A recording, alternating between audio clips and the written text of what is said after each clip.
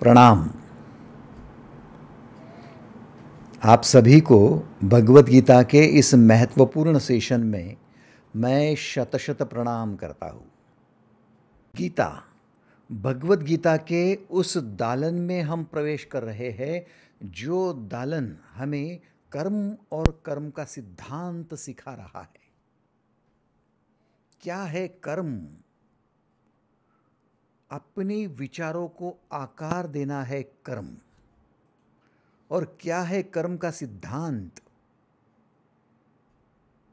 जैसा कर्म करोगे वैसा ही फल पाओगे, यह है कर्म का सिद्धांत। वैसे ही परिणाम पाओगे, वैसे ही रिजल्ट पाओगे, यह है कर्म का सिद्धांत। अब जब तक आप अपने कर्मों में बंधन से बंधे हुए हैं, तब तक आपको मुक्ति संभव नहीं है। चाहे कितने मंदिर घूम लो, मस्जिद, चर्च, गुरुद्वारे घूम लो, मंदिर की सीढ़ियां घिसते रहो, लेकिन आपको मुक्ति नहीं मिलेगी। कोई इंसान मरता है तो कहते हैं कि इसको सद्गति मिले, इसको मुक्ति मिले। गंध मुक्ति का एक रिवाज भी उसी के लिए रखा है, लेकिन क्या इनको मुक्ति मिलेगी? इम्पॉसिबल। जब आप हयात हो तब यदि कर्म बंधन से मुक्त हो, तभी केवल आपको मुक्ति मिल सकती है। और मुक्ति क्यों नहीं है? क्योंकि कर्मों में आसक्ति जो है, ममत्व जो है। आज का सेशन बड़ा ही महत्वपूर्ण साबित हो सकता है। कर्म और कर्म का सिद्धांत जो जानता है वही मुक्ति का अधिकारी होता है, मोक्ष का अधिकारी होता है। मुक्ति, दुख से, चिंता, भय, पीड़ा से मुक्ति। मुक्ति, कर्म बंधन से मुक्ति। पश्चाताप और ग्लानि, आत्मग्लानि से मुक्ति। क्या ये मुक्ति हमारे लिए संभव है? सहज है? हाँ, सहज तब होगी जब हम समझदार होंगे। समझदारी क्या है? जीवन को सही सही समझना ही समझदारी है। जीवन को सही सही समझना ही समझदारी है। कई बार हम ममता से घिर जाते हैं। कई बार हम आसक्ति में अटक जाते हैं। कई बार हम अपनी पापों के वजह से परेशान रहते हैं। हमें यहाँ से मुक्ति पानी ही होगी, और मुक्ति दिलाने वाला और कोई नहीं, आपके भीतर बैठा हुआ आपके समझदारी का ज्ञान ही है। जो ज्ञान आपको समझदार कराएगा, वो ज्ञान ही आपको मुक्ति दिलाएगा। एक आदमी था, बड़ी मन्नत से 12 साल के बाद उसको पुत्र प्राप्ति हुई थी। उसे लगता था यह भगवान का प्रसाद है, बड़ी मन्नत के बाद मिला है, कितनी मनौतियां मांगी है, इस बच्चे को धक्का भी न लगे, खरोच भी ना आए। दिन रात उस बच्चे के स्वास्थ्य के लिए, बच्चे की प्रगति के लिए, बच्चे की कुशलता के लिए ही ये विचार करता रहता था। और ये विचार करते करते करते उसका कॉन्शियस, उसका होश, उसकी चेतना उस बच्चे के इर्द गिर्द ही मंडराने लगी। हमें समझ में नहीं आता है कि हमारी चेतना कहाँ अटक रही है। आप कहते हो ना कि कोई एक राक्षस था, उसने अपनी जान, अपना प्राण तोते में डाल दिया था। ये तोता क्या है? ये तोता और कोई नहीं, आप जिसमें आसक्त हो जाते हो, जिसमें ममता से अटक जाते हो, वही वो तोता होता है। चाहे वो तिजोरी हो, धन हो, मकान दुकान हो, व्यवसाय हो, बच्चे हो या फिर पत्नी पति हो। ऑफिस में ये आदमी जाता तो दसों बार फोन करता पत्नी को, बच्चा स्कूल से आया क्या, ठीक है ना, स्वास्थ्य उसका अच्छा है, उसने भोजन किया, वो खेलने तो नहीं गया, कहीं गिरा तो नहीं, पानी ठीक से पिया, दवाई ले ली। दसों प्रश्न उसके बस बच्चे के बारे में थे।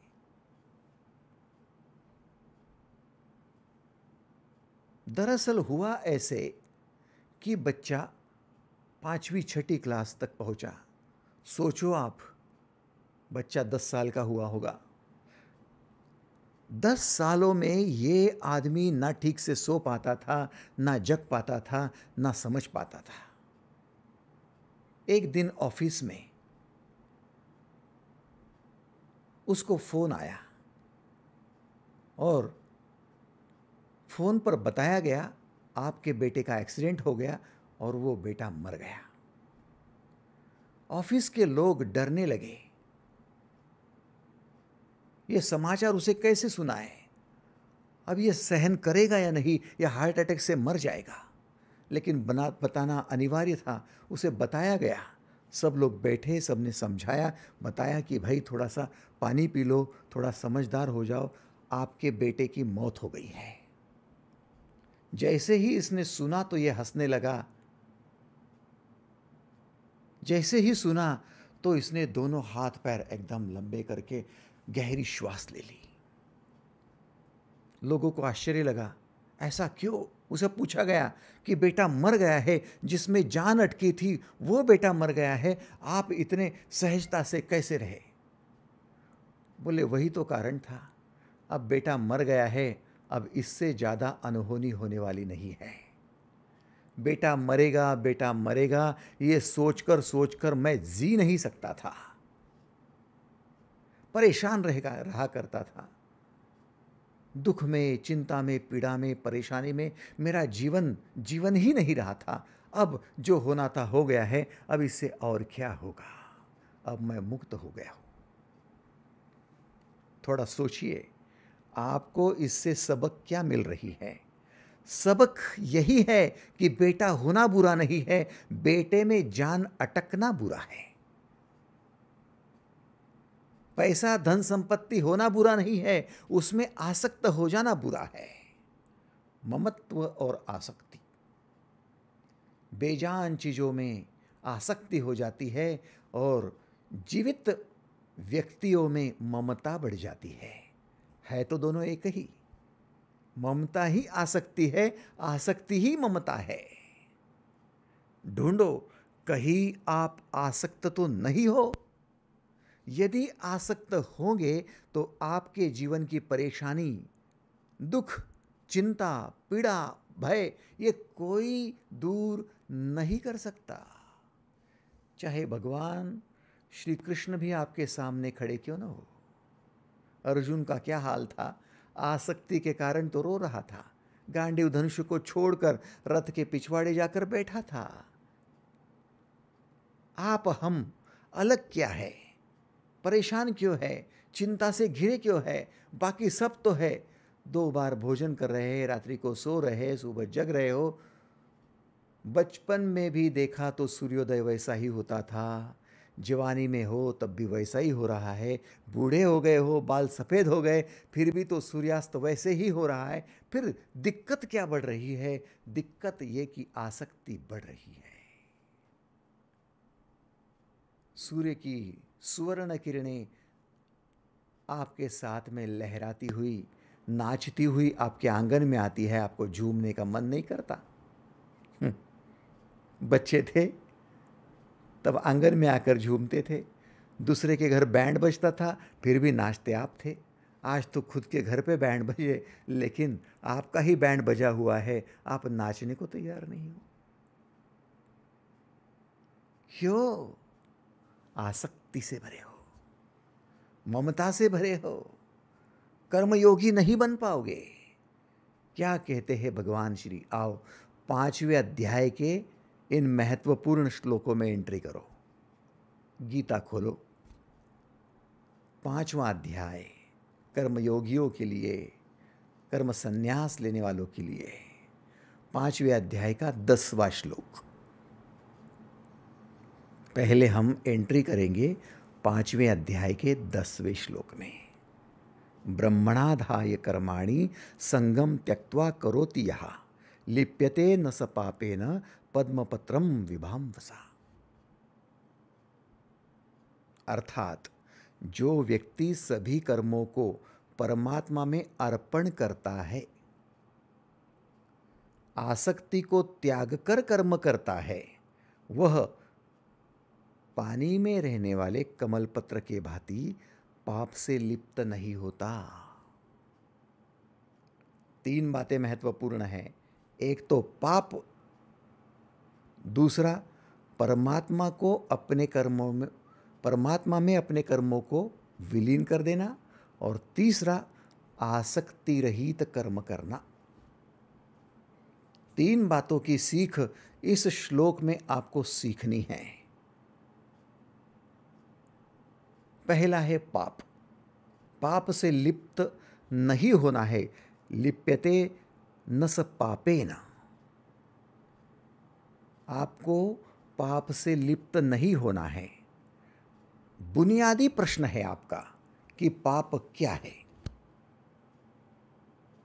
उत्तर आपके सामने बचपन से दिए जा रहे हैं कि मंदिर में भगवान के सामने हाथ नहीं जोड़ना पाप है। मुस्लिम हो तो नमाज अदा नहीं करना पाप है।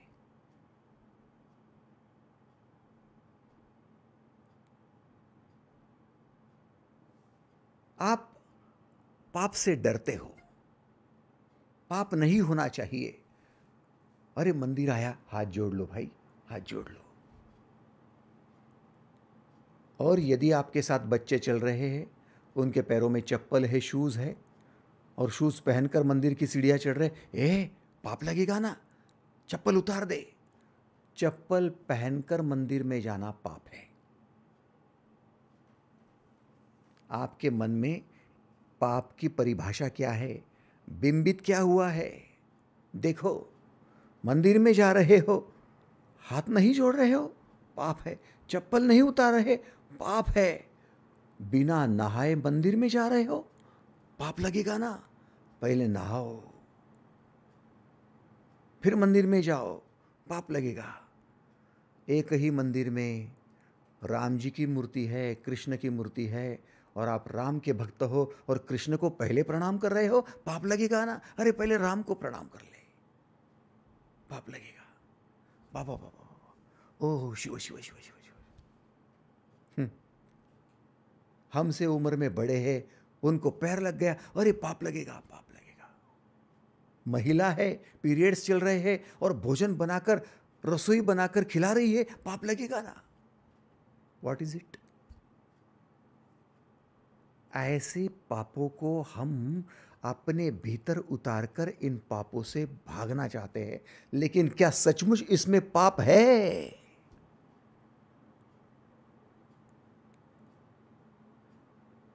क्या सचमुच इसमें पाप है? मंदिर में हाथ जोड़ेंगे तो वहां यदि भगवान है, तो जहां मंदिर नहीं है तो वहां क्या है? हाँ, क्या है? वहां भगवान नहीं है। वहां गालियां दी तो चल जाएगा, भगवान के सामने गालियां मत दो। क्या बात है? चप्पल पहनकर मंदिर में जाना आपके लिए पाप है, तो बाहर जहां पर प्रकृति है वहां चप्पल पहना अच्छा है? तो क्या चप्पल छोड़ देना है, कांटों पर चलते रहना है? सोचिए तो। पीरियड्स में भोजन बनाना पाप है, तो क्या भोजन करना भी पाप है? उस समय श्वसन तो वैसे ही हो रहा है, पाचन तो वैसे ही हो रहा है, पाप क्या है? दरअसल भगवान श्री कहते हैं कि इसमें से किसी में भी पाप नहीं छुपा है। पाप एक ही जगह छुपा है, केवल एक जगह है पाप के लिए, और वो है आपका भय। जहां आपका भय बढ़ता है वहां पाप बढ़ता है, क्योंकि भय के कारण ही आदमी सब गलत बातें करना शुरू कर देता है। भयभीत हो इसलिए मां से झूठ बोल रहे हो, पत्नी से झूठ बोल रहे हो, सच छुपा रहे हो। वहीं पर सच छुपाने की वजह से, झूठ बोलने की वजह से, गलत दिशा बताने की वजह से वहां पर गलती हो रही है। आपको मान सम्मान की जगह धुतकार, फटकार पड़ने वाली है। पाप वहां होता है। आप कहते ना, पाप के कारण दुख बढ़ता है, पाप के कारण दरिद्र बढ़ता है। क्यों बढ़ता है? क्योंकि पाप गलतियों के कारण होता है, और गलतियां भय के कारण होती है। इसलिए पाप एक ही बात में छुपा है, और वो है आपका भय। आप जब जब जितने भयभीत हो जाते हो, तब तब उतने आप सच छुपाने की कोशिश करते हो। बड़े से भी, छोटे से भी, वरिष्ठ से भी, कनिष्ठ से भी, पड़ोसियों से भी, दोस्तों से भी। इतना ही नहीं, आपके परिजनों से भी और आपके रिश्तेदारों से भी। भयभीत हो इसलिए सच छुपाना चाहते हो। जो भयभीत नहीं होता ना, वो सीने पर हाथ रख कर कहता है, हाँ ये गलती हुई है और उसका जिम्मेदार मैं हूँ, मैं जिम्मेदारी उठाने को तैयार हूँ। उसे प्रामाणिक कहा जाता है, उसका मान सम्मान बढ़ता है, ताकि वो सरेंडर होता है। और जो छुपाता है वो एक गलती छुपाने के लिए और 10 गलतियां करना शुरू कर देता है। एग्रीड और नॉट? एक गलती छुपाने के लिए जो 10 गलतियां करता है, न जाने कितनी गलतियां करेगा। और गलतियों पर गलतियां करने वाला दुखी भी रहता है, परेशानी भी रहता है, अशांत भी रहता है, और उसके हाथों से न जाने कितनी और भूलें हो जाती है। भूला भटका फिर वही नशा पान करने लगता है, वही परेशान व्यक्ति दूसरों को अशांत करने लगता है, वही आक्रामक बन जाता है, वही भ्रष्टाचार करने लगता है। आप समझ रहे हो? यदि पाप से मुक्ति चाहिए तो आपको भय से मुक्त होना होगा। भय से मुक्ति ही पाप से मुक्ति है। जो डर गया समझो मर गया। आपका भय ही आपको लेकर डूबता है, आपको मरवाता है। इसलिए यदि भयमुक्त होना है, पाप मुक्त होना है, तो फिर सीना तान कर खड़े रहो। और पाप मुक्त होने के लिए सबसे पहले क्या करो? पाप मुक्त होने के लिए सबसे पहले अपने सभी कर्मों को परमात्मा में अर्पण कर दो। परमात्मा में अर्पण कर दो। ब्रह्मणाधाय कर्माणि। जो व्यक्ति सभी कर्मों को परमात्मा में अर्पण कर देता है, वो पाप से मुक्त होता है। नंबर 1। नंबर 2, जो आसक्ति त्याग कर कर्म करता है, वह पाप से मुक्त होता है।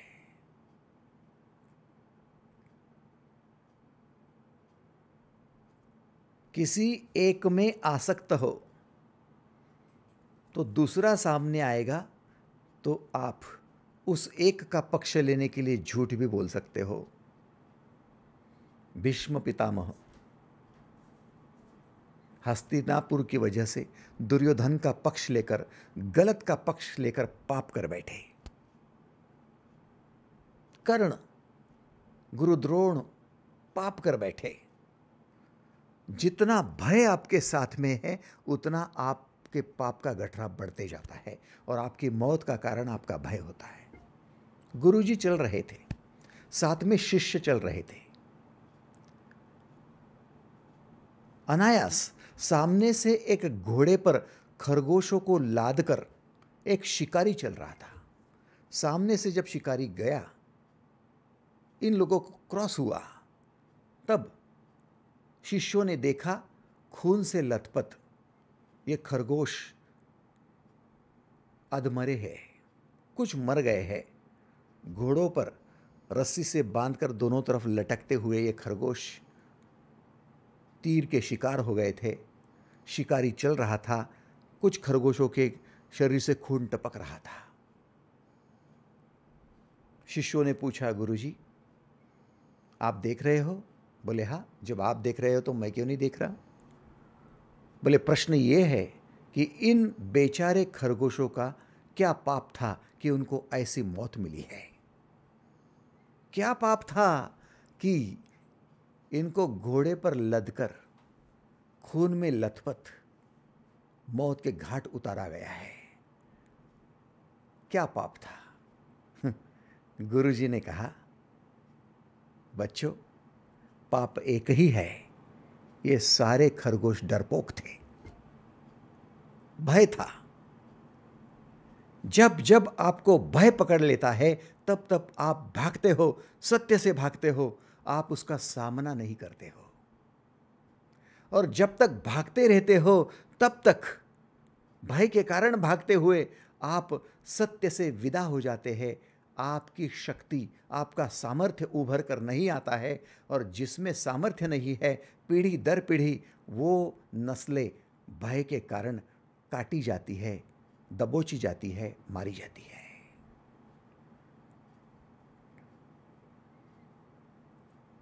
आपको क्या लगता है कि मनुष्य शेर के भांति या हाथी के भांति इतना बड़ा ताकतवान है?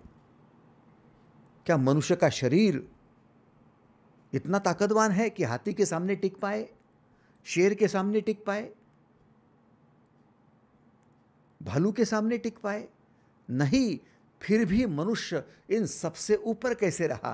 क्योंकि मनुष्य इनसे डरकर भागा नहीं, इनका सामना करने के लिए खड़ा रहा। और जैसे जैसे इनका सामना करने के लिए उसने विचार किया, तब उसकी विचार शक्ति जागृत हो गई, दिमाग चलता गया, दिमाग चलता गया, बुद्धि चलती गई। तो देखते देखते उसके दिमाग से कई कई तरकीबें निकलती गई, और उन तरकीबों को चलते आज वो शेर से भी बढ़कर, हाथी से भी बढ़कर कामयाब हो गया।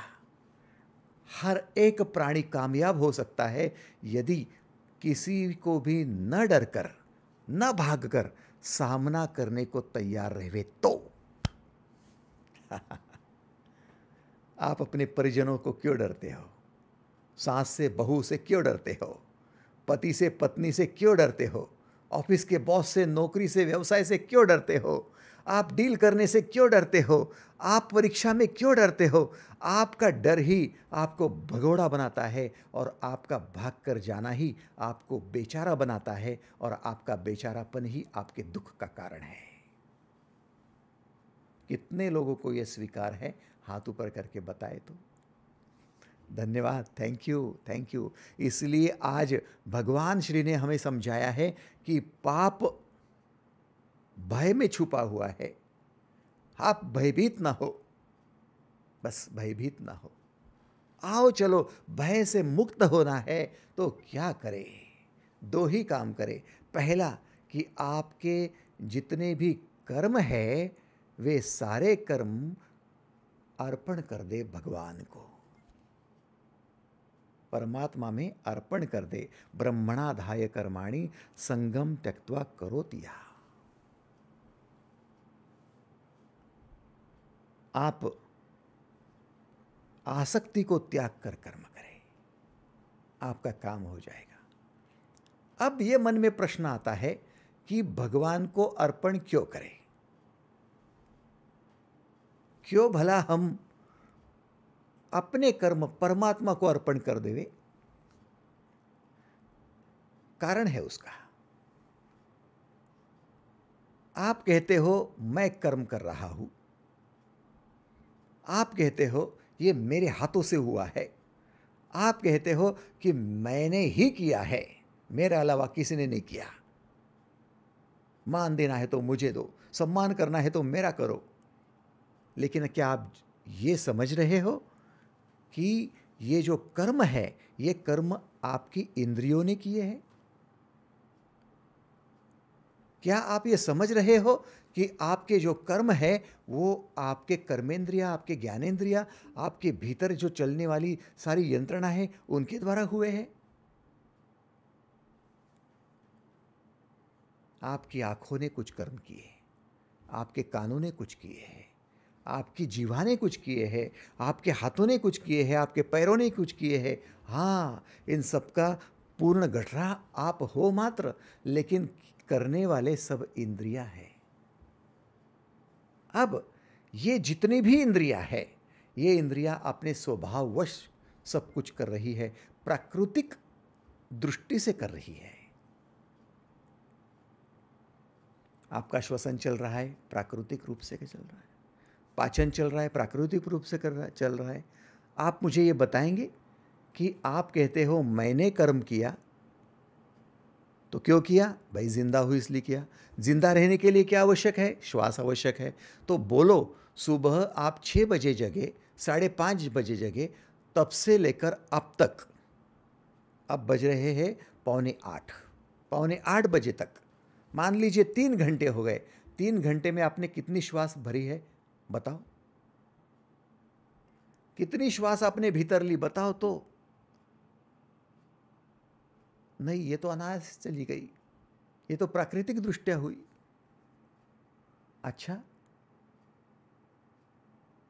चलो, कितनी श्वास भरी है ये मत बोलो, श्वास के तरफ कितने लोगों का ध्यान गया? नहीं, ध्यान भी नहीं देना पड़ता, अपने आप चलती है। भाई साहब, यदि श्वास अपने आप चल रही है तो उत्तराधिकारी तो कर्म का श्वास हो गई। एग्रीड और नॉट? गहराई में चलो, ऊपर ऊपर मत देखो। सागर में ऊपर ऊपर देखेंगे तो नमक का फेन दिखाई देगा, गहराई में जाओगे तो मोतियां हासिल होगी।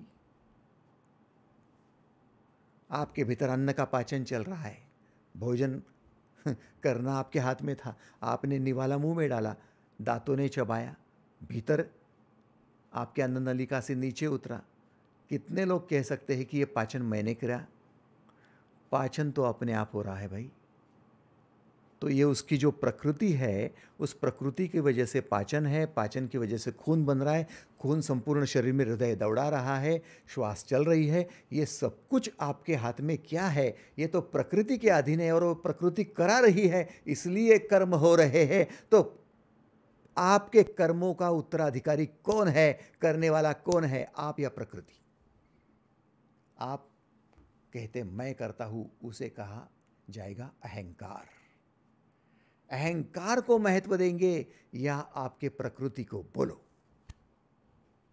जितने लोग अहंकार को महत्व देंगे, मैं करता हूं, मैं करता हूं, वे लोग अहंकारी हो जाएंगे। और जो लोग कहेंगे नहीं, प्रकृति कर रही है, श्वसन संस्था कर रही, पाचन संस्था कर रही है, अभिसरण संस्था कर रही है, ये भीतर की प्रकृति कर रही है, उतने लोग अहंकार मुक्त रहेंगे। और जो अहंकार मुक्त रहता है वो भय मुक्त रहता है। मैंने किया है, फिर अधिकार मेरा है, कोई छीन ना ले, हो गया भय। मैंने किया है, इस पर मेरा ही अधिकार होना चाहिए, हो गई आसक्ति। हाँ, आप पड़ोसी के घर पे दावा करेंगे क्या? नहीं, अपने घर पे, ये मेरा घर है। आसक्त होंगे तो उसमें होंगे, अपनी कार में होंगे, पड़ोसी के नहीं। उसका एक्सीडेंट भी हो गया तो आपको क्या लेना देना है? आपकी कार को खरोच भी आए तो देख लेना। आसक्ति अपनी चीजों में है। क्यों? क्योंकि अहंकार उसके साथ जुड़ा है, ये मैंने कमाया है, ये मेरा है।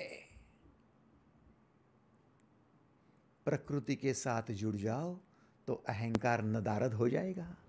अहंकार नहीं रहेगा तो आसक्ति नहीं रहेगी, आसक्ति नहीं रहेगी तो भय नहीं रहेगा, भय नहीं रहेगा तो पाप से मुक्ति मिल जाएगी। आप समझ रहे हो? इसीलिए आओ अब हम भगवत गीता के थोड़ा पहले चलते हैं, 5वें अध्याय के 8वें और 9वें श्लोक में जाको।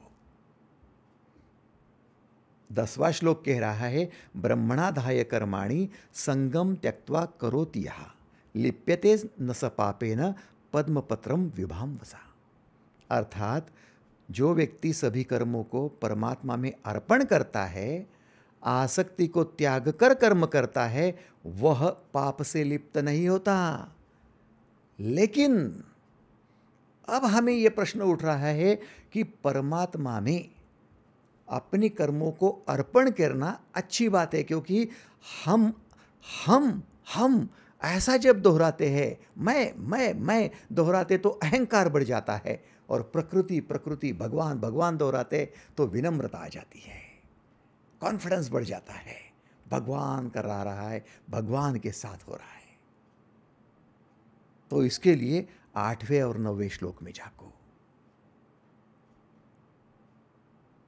नैव किश्चित करोमीति युक्तो मन्येत तत्ववित् पश्चात् शृण्वन् स्पृष्टिघ्नन् अश्नन् गच्छन् स्वप्सशन् प्रलपन् विसृजन् गृह्णन् उन्मिषन्नि पिशन्नपि इंद्रियाणि इंद्रियार्थेषु वर्तन्त इति धारयन्।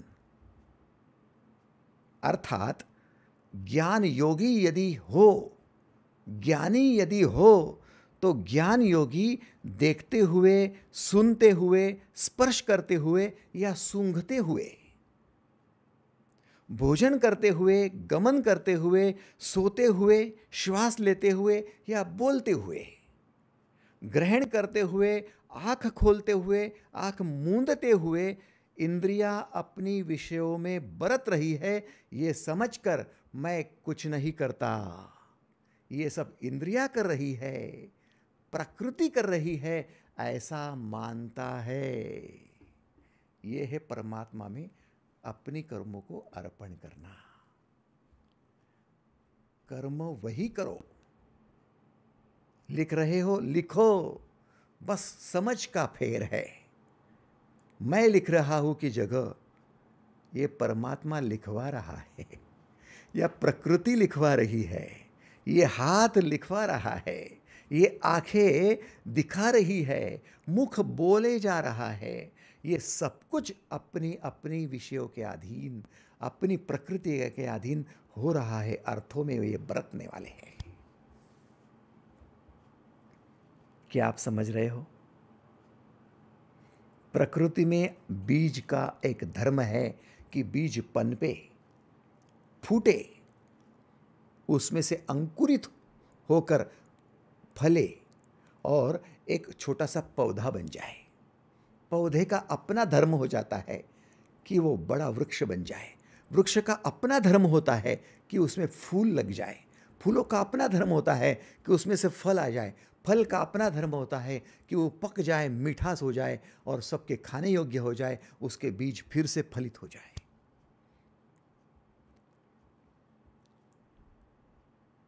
आपकी इंद्रियां अपनी अपनी अर्थों में बरत रही है, अपनी अपनी विषयों के साथ संलग्न हुए।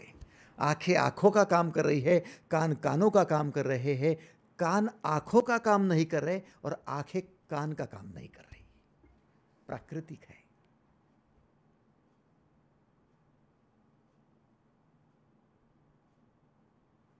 बहरे हो जाओगे तो पता चलेगा, अंधे हो जाओगे तो पता चलेगा, लेकिन आंखों ने आज तक कोई क्रेडिट नहीं लिया है। क्रेडिट आपके अहंकार ने ले लिया है। मैंने देखा ना, हाँ मैंने देखा है इंग्लैंड, आपने देखा क्या?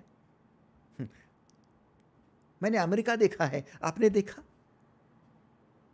मैंने भगवान को देखा, विट्ठल को देखा, आपने देखा? भाई धन्यवाद, आप बड़े महान हो। मैंने करते करते आपने अब तक जो कुछ किया है उसके बंधन में आप अटक गए हो, क्योंकि जिसके साथ मैं जुड़ गया उसके साथ आसक्ति जुड़ जाती है। जिसके साथ मैं जुड़ गया ना, ममता जुड़ जाती है। जिसके साथ मैं जुड़ गया ना, उसके साथ भय जुड़ जाता है, कहीं आज है कोई छीन न ले, खो न जाए। क्या लाए थे जो खोएंगे? खाली हाथ आने वाले, हाथ पसार कर जाने वाले हो। अहंकार ही की मौत होती है। और आपको लगता होगा इस शरीर की मौत हो रही है। शरीर की मौत जब होगी तब होगी। ये शरीर ठंडा तब होगा जब होगा। ये शरीर जलाया जाएगा, दफनाया जाएगा जब दफनाया जाएगा तब दफनाया जाएगा, लेकिन इससे पहले अहंकार के कारण आपकी जरूर मौत हो जाएगी। शमशान पहुंचाना तो एक फॉर्मेलिटी होती है साहब, मौत तो पहले हो जाती है। शरीर का ठंडा होना तो बाद में होता है साहब। आप जिंदा लाश बनकर घूमते हो, क्यों?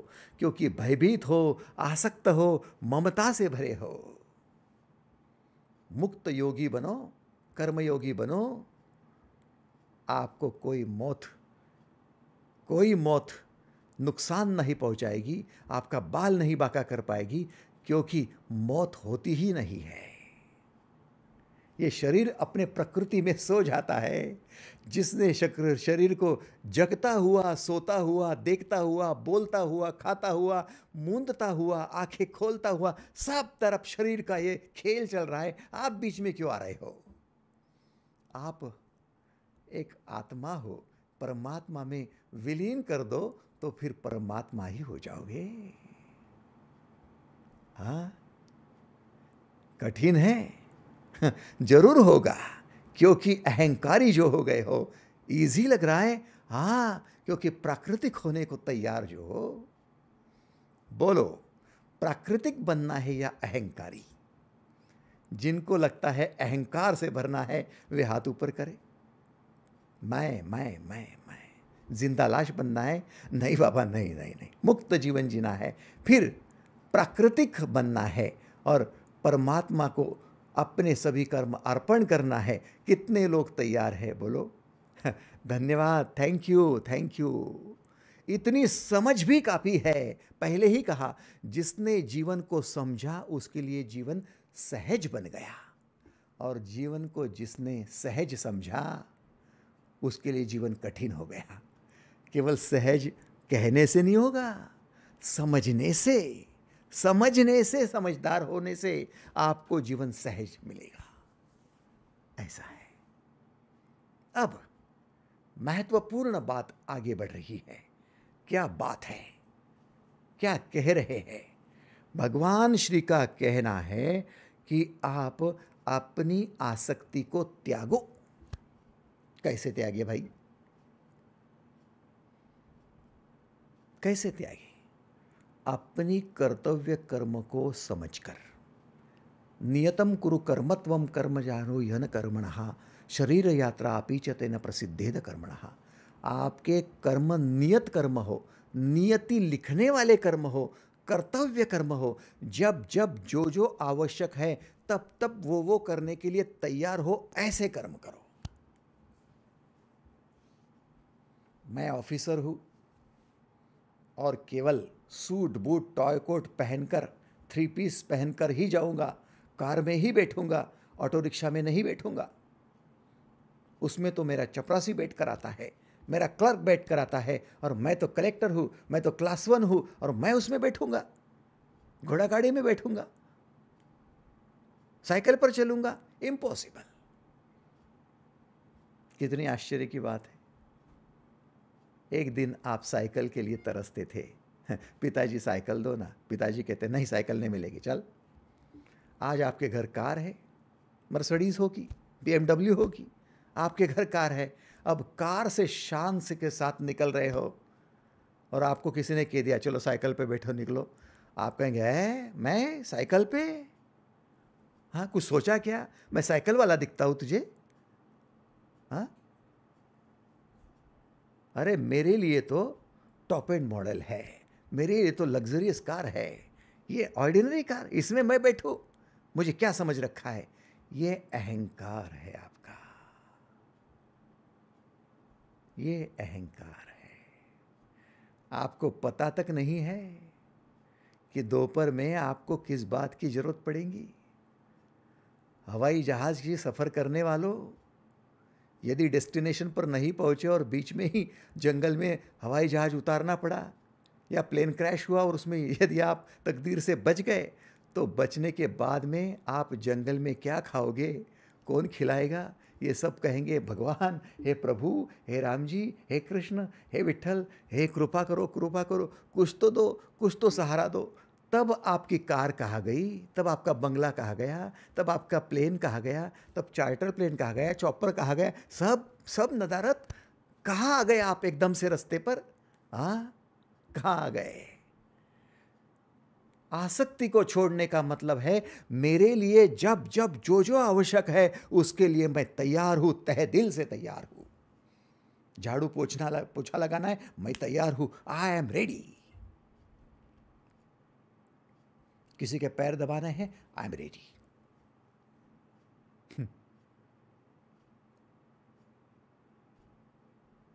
मैं पति हूं, पत्नी बीमार है तो क्या हुआ, मैं दवाई दूंगा क्या? हाँ, मैं रसोई बनाकर खिलाऊंगा क्या? मैं उसके पैर दबाऊंगा क्या? अहंकार भाई, तू वैसे ही जिंदा लाश है, तू कुछ मत कर, तू करने योग्य भी नहीं है।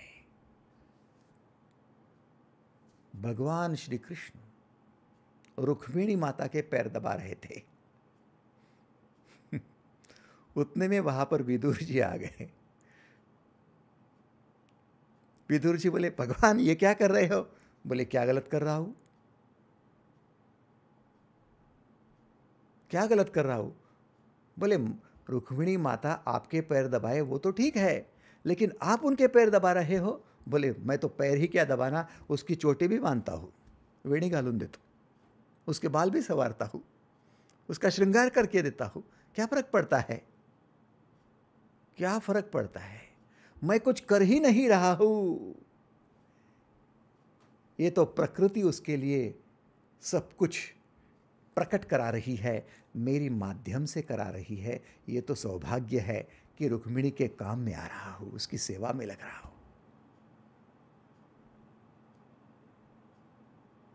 जब जब जो जो करना पड़े तब तब वो आप तहे दिल से करने को तैयार हो जाओ। आसक्त न हो जाओ कि मैं तो सांस हूं और सांस के भांति ही रहूंगी, मैं तो लिखी पढ़ी हूं और सांस तो अनपढ़ है, मैं तो नौकरी करने वाली हूं, पैसे कमाने वाली हूं, और मैं तो यही करूंगी वो नहीं करूंगी। आप बंधन में अटके हो, आसक्त हो, नौकरी में आसक्त हो, पद में आसक्त हो, प्रतिष्ठा में आसक्त हो। छोड़ो इन बातों को, आप कर कुछ नहीं रहे हो, आप कर भी नहीं सकते कुछ। ये सब कुछ हो रहा है, ये प्रकृति के अधीन है। प्रकृते क्रियमाणानि गुणे कर्माणि सर्वशः अहंकार विमूढ़ात्मा कर्ताहमिति मन्यते। सब कुछ प्रकृति के अधीन है, प्रकृति करा रही है, अहंकार कहता है मैं कर रहा हूं। गीता का ज्ञान है भाई, समझोगे तो समझदार बनोगे, समझदार बनोगे तो जीवन को सहजता से मुक्ति के साथ पाओगे, और जो जीते जी मुक्त होगा वो मृत्यु के बाद मोक्ष को पाएगा। जो अभी ही मुक्त नहीं है, अहंकार में, दुख में, चिंता पीड़ा में भरा हुआ है, अटका हुआ है, बंधन में अटका हुआ है, वो आसक्त कभी भी कर्मयोगी नहीं बन सकता। क्या आप समझ रहे हो? परमात्मा के भांति रहना सीखो। जब जब जहां जहां आवश्यकता है वहां वहां जाओ, हर रूप में जाओ, लेकिन निर्लेप होकर। आपने देखा, वही पानी होता है जो पानी घन बनकर, बर्फ बनकर, वही बर्फ होता है जो पिघलकर पानी बनता है। वही पानी भाप बनकर आकाश बनता है, वायु बनता है। वायु हो, जल हो, घन हो, सभी में तो एनर्जी है, और सभी में जाकर भी वो परमात्मा निर्लेप का निर्लेप है। ना परमात्मा को बर्फ कह पाओगे, ना उसे पानी कह पाओगे, ना उसको वायु कह पाओगे। वो तो सबको जान देकर, सबको चेतना देकर, सबको ही जीवित रखकर अपना कार्यभाग कर रहा है, फिर भी किसी में लिप्त नहीं हो रहा है। ऐसा नहीं कि परमात्मा बर्फ में लिप्त हो गया, पानी में लिप्त हो गया, या वायु में लिप्त हो गया, या आसक्त हो गया कि अब पानी के अलावा कुछ भी नहीं रहेगा, सब खत्म, सिर्फ पानी रहेगा, सब खत्म, सिर्फ बर्फ ही रहेगा, सब खत्म, सिर्फ वायु ही रहेगा। नहीं, सब रहेंगे। जब जब जो जो जरूरत पड़ेगी वहाँ वहाँ उसके लिए मैं तैयार हूँ।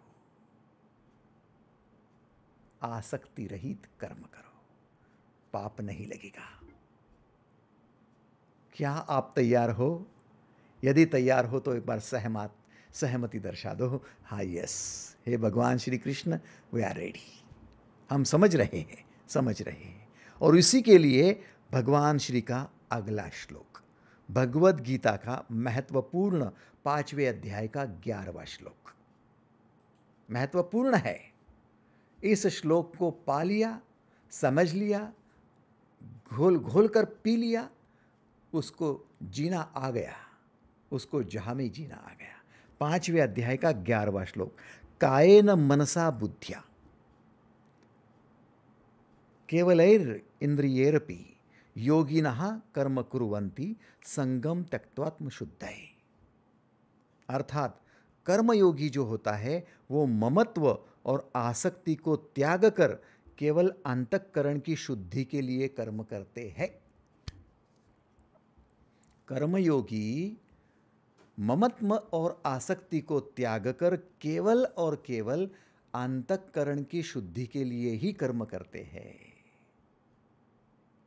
अंतःकरण की शुद्धि क्या होती है? अंतःकरण की मलिनता क्या होती है? मलिनता है आपके भीतर कर्म करते हुए पश्चाताप जन्म ले। ऐसे कर्म करना जिससे आपको खुद को पश्चाताप होवे, खुद को ही अरे मैंने ये क्या कर दिया, मेरे हाथों से गलत कैसे हो गया, मैंने पत्नी को प्रेम करना चाहिए उसे थप्पड़ मार दी, मैंने बच्चों को सही रास्ते पर लाना चाहिए उनके सामने शराब पी ली। खुद पश्चाताप में जलना, आत्मग्लानि से भर जाना, खुद को दुख से भर लेना, द्वेष से भर लेना, ऐसे कर्म करना अपनी अंतःकरण को मलिन करना है। और अंतःकरण को शुद्ध करने के लिए कर्म कौन सा है? कर्म करते हुए आपको आनंद उभर कर आवे। रुक्मिणी के पैर दबा रहे हैं भगवान श्री कृष्ण। कोई आत्मग्लानि पश्चाताप की जरूरत नहीं है, आनंद ही आनंद है, प्रेम ही प्रेम है, विश्वास ही विश्वास है। कर्म करो तो कर्म के साथ में आपका आनंद द्विगुणित होता जाए, आपका प्रेम बढ़ता जाए। बहू के लिए कुछ कर रहे हो तो ये सोचकर न करो कि बहू कल मेरा करेंगी।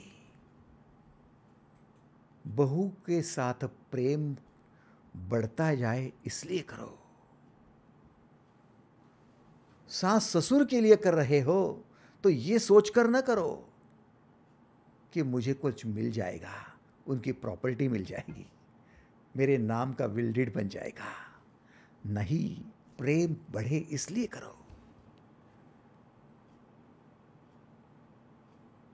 ध्यान दो, आपके कर्म होकर ही रहेंगे।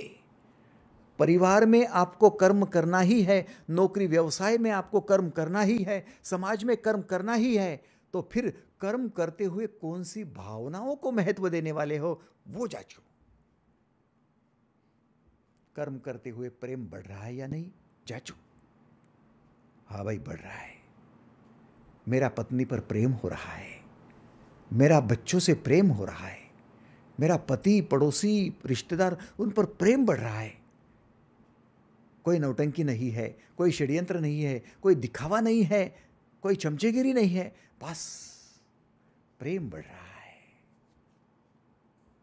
कुछ दे सकता हूं इसलिए होने, शरीर है, ताकत है, ये आंखें देख सकती है, कान सुन सकते हैं, हाथ कर सकते हैं, पैर चल सकते हैं, इसलिए हो रहा है, उनके प्रकृति से हो रहा है, उनके अर्थों में हो रहा है, विषयों में हो रहा है। अरे इसलिए हो रहा है, कर लो सेवा, मौका है, कर लो सेवा, मौका है, प्रेम बढ़ रहा है। भाई साहब, इससे अंतःकरण शुद्ध होता जाएगा, क्योंकि कर्म के साथ प्रेम बढ़ेगा, कर्म के साथ आनंद बढ़ेगा, प्रेम के साथ विश्वास बढ़ेगा। और जितना प्रेम, आनंद, विश्वास बढ़ेगा, अंतःकरण शुद्ध होगा, तो आप कर्मयोगी कहलाओगे। लेकिन कर्म करके यदि दुखी हो रहे हो, कर्म करके यदि पश्चाताप कर रहे हो, कर्म करके भी यदि परेशान हो रहे हो, चिंता बढ़ रही है, समझ लेना आप कर्म के बंधन में अटक रहे हो, पापी हो रहे हो। और पापी व्यक्ति की गति समझते हो आप। महापापी। किसी को गाली देनी तो आप कहते पापी हो तुम, महापापी हो तुम। What is it? महापापी हो का मतलब आपकी दुर्गति होने वाली है। सचेत कर रहे हैं आपको, आपका भविष्य अवनत है। भाई साहब, यदि पुण्य चाहिए तो फिर चित्त के अंतःकरण के शुद्धि के लिए ही कर्म करो। जब जो जो कर्म करेंगे ना, उस कर्म में अंतःकरण की शुद्धि को देखो। अभी लिख रहे हो, सुन रहे हो, अभी जो भी कार्य कर रहे हो ना, उससे आपका गीता के साथ प्रेम बढ़ रहा है क्या? कि ये गीता जो सुन रहे हो, ये और किसी को सुनाकर देखो मैं क्या जानता हूँ, ये अहंकार बढ़ाने वाले हो? हाँ, यदि ये अहंकार बढ़ाने वाले हो तो आप गीता सुनकर पाप कर रहे हो। आप समझ रहे हो? लेकिन ये गीता सुनकर समझदार होकर प्रेम बढ़ रहा है, गीता के साथ, जीवन के साथ प्रेम बढ़ रहा है, और इस प्रेम को लेकर आप गीता का श्रवण कर रहे हो। 101% आप पुण्य की कमाई कर रहे हो। कर्म तो वही है, लेकिन अंतःकरण की शुद्धि आपको कर्म योगी बना रही है, अंतःकरण की मलिनता आपको पापी बना रही है।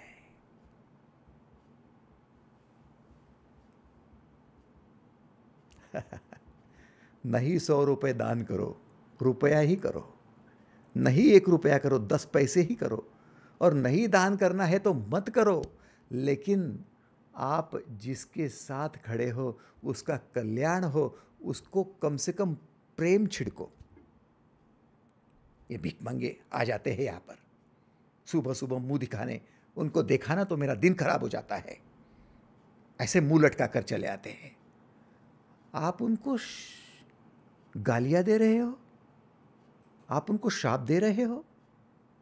आपने सोचा कि आपके अंतःकरण में उसके प्रति द्वेष बढ़ रहा है, घृणा बढ़ रही है? उस घृणा की वजह से अंतःकरण मलिन हो रहा है। मलिन होने की वजह से कर्मयोग तो दूर, पाप बढ़ रहा है, और पाप की दुर्गति आपको भोगनी है। भिखमंगा तो भीख नहीं देंगे तब भी चला जाएगा। वो आपके घर पे रहने को नहीं आया है, आपका मेहमान बनकर नहीं आया है, आपके घर में प्रवेश करने नहीं आया है, चौखट से ही चला जाएगा, लेकिन आपको पाप देकर जाएगा। आपने उसको गालियां दी, बदले में आपको पाप मिला। कर्म का सिद्धांत है माई, आप बच नहीं पाओगी। मैं नहीं दे सकती भैया तुझे। कोई भिखारन आई है, दीदी मैं नहीं दे सकती तुझे, 10 पैसे भी नहीं दूंगी, लेकिन तेरा कल्याण हो, भगवान तेरा भला करे, तेरा सब कुछ अच्छा हो, तेरे बच्चे भी, तेरा परिवार भी अच्छा हो, तेरा हमेशा अच्छा ही हो। बड़े प्रेम के साथ 2 बातें करे। वो कहेंगी माई पानी पिला सकती हो क्या? हाँ पानी पिला दूंगी, पानी ही पिला दो, प्रेम के साथ, विश्वास के साथ, बस पुण्य बढ़ गया। लेकिन हजारों रुपए, लाखों रुपए चंदा दे दिया और मेरा नाम फलक पर आया कि नहीं? मेरा नाम फलक पर पहले नंबर पर आना चाहिए। देखो रिश्तेदारों को दिखाता हूँ, देखो ये मेरे वीडियो देखो, देखो मेरे फोटो देखो, मैं कौन हूँ, मैं दाता हूँ। अहंकार बढ़ा रहे हो, चित्त को मलिन कर रहे हो। कुछ नहीं भैया, पाप कमा रहे हो। कायेन मनसा बुद्ध्या केवलेन इंद्रियेरपि योगिना कर्म कुर्वन्ति संगम त्यक्त्वा शुद्धये। आपको अंतःकरण की शुद्धि के लिए ही कर्म करने चाहिए, न कि आसक्ति और ममत्व बढ़ाने के लिए। पुण्य की कमाई करो, खूब जगह है पुण्य कमाने को, खूब क्षण है पुण्य कमाने को, हर क्षण पुण्य कमा सकते हो। पुण्य शरीरधारी बनोगे, पुण्यात्मा बनोगे और मुक्त जीवन जियोगे। आज के लिए बस इतना ही। धन्यवाद।